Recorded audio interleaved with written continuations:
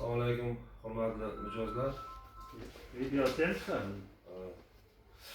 Bugun sizlar bilan mana shu kredit qaysilardir kreditga hujjat topshirgansizlar, qaysilardir kreditni topshirib qo'yib, kredit chiqishini kutyapsizlar. Shuni muammosi bo'yicha sizlar bilan gaplashib olamiz. Asosan yuridik tashkilotlar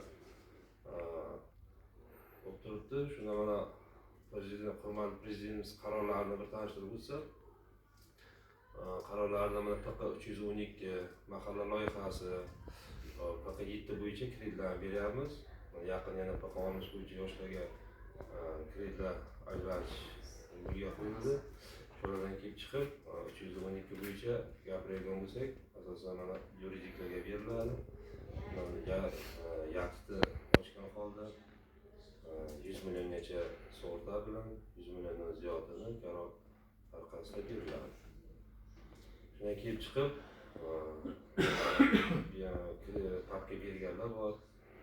Agar papkalar arzoni hujjatlar bergan bo'lsa, shundan kelib chiqib sizlarni